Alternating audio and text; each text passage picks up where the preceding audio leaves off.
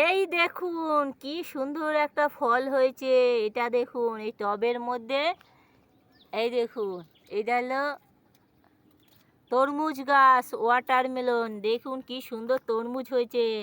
এই দেখুন এই একটা এই টবটার মধ্যে হয়েছে। আর দেখুন এই যে একটা, দেখতে পাচ্ছেন কি সুন্দর তরমুজ হয়েছে। এই দেখুন আরও অনেক কটা হয়েছিল, পাখিতে খেয়ে গেছে। এই দেখুন গাছটা বেশি বড় একটা গাছ না, ছোট একটা গাছ, তার মধ্যে দেখুন কি সুন্দর তরমুজ হয়েছে। দেখুন কত সুন্দর তরমুজ হয়েছে। আবার এই দেখুন এই গাছগুলো ঘরের মধ্যে লাগানো হয়। দেখুন কি সুন্দর গাছগুলো হয়েছে, অসাধারণ। এই যে তরমুজের ছোট ছোট ফুল হয়েছে।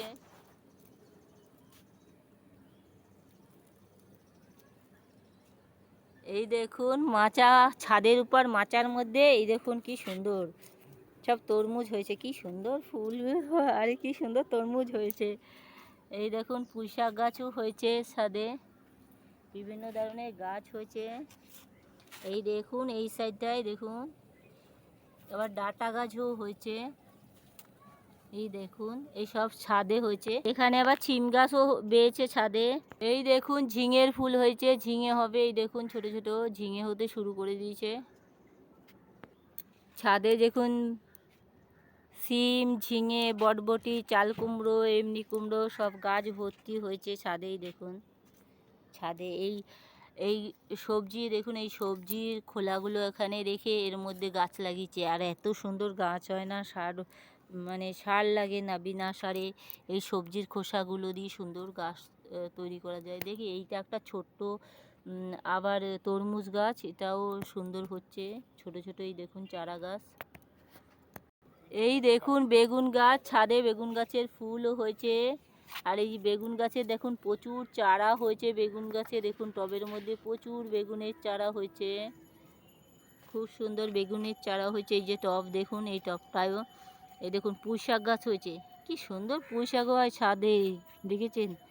আর পুঁইশাকটা বেশ বড়ই হয়েছে গাছটাই। দেখুন জবা ফুল গাছের উপর দিয়ে পুঁইশাক গাছ হয়েছে, দেখুন দেখতে পেয়েছেন কি সুন্দর, এটা জবা ফুল। এই দেখুন গাছগুলো কি সুন্দর, দেখুন চাল কুমড়ো গাছ, অসাধারণ হয়েছে চাল কুমড়ো গাছ, ঝিঙে গাছ। এই দেখুন সব মাচা ভর্তি, মানে মাচায় উঠে গেছে। এই দেখুন এপাশে কি সুন্দর মাচায় উঠে গেছে। ওই দেখুন সব সবজি, কি সুন্দর সব সবজি। ওই দেখুন কি সুন্দর মাচা বানিয়েছে, দেখেন দড়ি দিয়ে।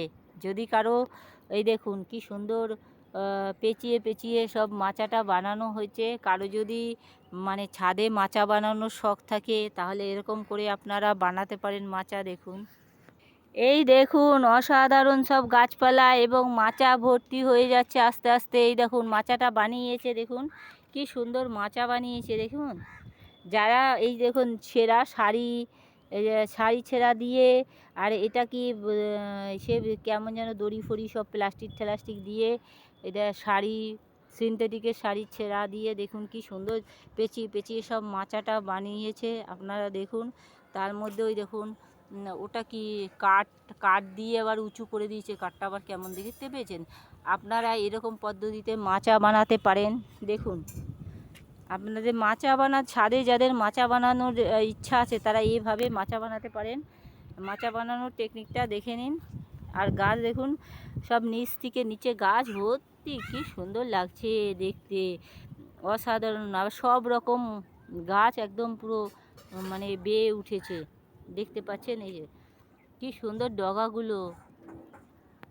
কারো ছাদে বাগান করতে চাইলে তিনি এই রকমভাবে করতে পারেন। আপনারা এই বাগান করার টেকনিকটা দেখে নিন, বেশ ভালো টেকনিক, অসাধারণ দেখতে লাগছে। এই মাচাটাকে দেখুন, এইটা লম্বা একটা বাঁশ দিয়ে আর তার মধ্যে ছাড়ি সেরা এটা সেটা সব দিয়ে বানিয়েছে। আপনারা যদি চান তাহলে এরকম একটা মাচা অবশ্যই বানাতে পারেন। দেখুন কারো মাচা বানানোর শখ থাকলে এটা আপনারা করতে পারেন। এইখানে দেখুন, আমি জলের মধ্যে গিয়ে তো দেখাতে পাচ্ছি না। এখানে দেখুন প্রচুর মানে শাক সবজি। ওই দেখুন শালুক ফুল হয়েছে, দেখতে পাচ্ছেন? আমি দেখাচ্ছি।